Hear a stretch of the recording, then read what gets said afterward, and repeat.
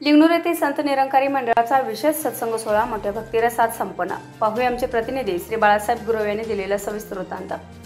संत निरंकारी मंडळाची आध्यात्मिक विचारधारा सर्व जनतेपर्यंत पोहोचण्यासाठी संत निरंकारी मंडळ सातारा सेक्टर व ब्रँच सलगरे यांच्या वतीने लिंगणूर येथे विशेष सत्संग सोहळ्याचे आयोजन करण्यात आले होते। यावेळी स्टेजवरील विचार सांगण्यासाठी केंद्रीय ज्ञान प्रचारक नाशिक येथील परम आदरणीय तेजपाल तोकडेजी उपस्थित होते। तसेच सांगली क्षेत्राचे क्षेत्रीय संचालक जगन्नाथ निकाळजे जी हेही उपस्थित होते। यावेळी स्टेजवरील सत्कार लिंगणूर गावचे सरपंच मारुती पाटील व महात्मा प्रकाश जाधव यांनी केला। या कार्यक्रमात अनेक महापुरुष व बहिणजी यांनी आपले विचार सांगून काही सुंदर गीतरचना सादर केली। खेडेगावहून आलेले महात्मा कैलास माने यांनी अखेरची गीतरचना गाऊन सर्वांना मंत्रमुग्ध केले। जितेंद्र कोष्टीसर यांनी मंच संचालन केले। यावेळी ब्रँचमुखी संदीप साळुंखेजी, संतोषवाडी प्रबंधक अरुण शिंदेजी, बेळंकी प्रबंधक उदय पाटीलजी, शिपूरचे प्रबंधक बाळासाहेब मिरचे तसेच सलगरे, चाबुसखोरवाडी, बेळंकी, शिपूर, मासाळवाडी व लिंगणूर येथील हजारो भक्तगण या सोहळ्याचा लाभ घेण्यासाठी उपस्थित होते। सर्व कार्यक्रमाचे नियोजन सेवादल प्रमुख सागर खोतजी व सेवादल नारी प्रमुख शारदा यादवजी यांचे मार्गदर्शनाखाली करण्यात आले। पाहूया स्टेजवरील विचार सांगताना तेजपाल तोकडेजी।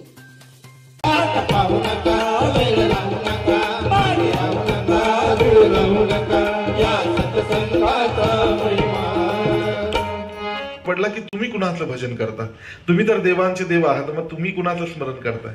मग या संत जेव्हा त्यांनी सांगितलं की मी रामाचं भजन करतोय।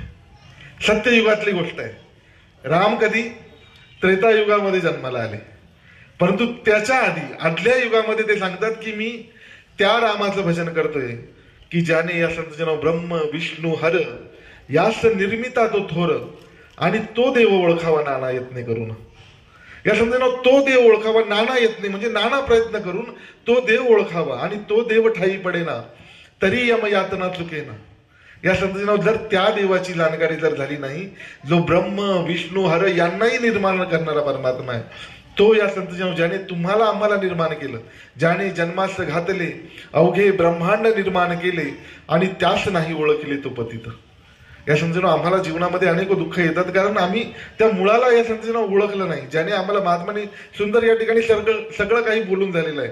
मी पण जास्त वेळ तुमचा घेणार नाही कारण या ठिकाणी निरंकारी महापुरुष ज्यांनी ज्ञान प्राप्त केलंय ते देखील या ठिकाणी उपस्थित आहे आणि तितक्याच पटीने उपस्थिती या गावकरी बंधू भगिनींची देखील आहे। खूप विशेष या आजचा हा कार्यक्रम या ठिकाणी आहे की पारावरती बसलेत, ओट्यावरती बसलेत, परंतु मनापासून या ठिकाणी आम्ही ऐकतोय कारण या संतजनो ही सद्गुरूची कृपा आहे।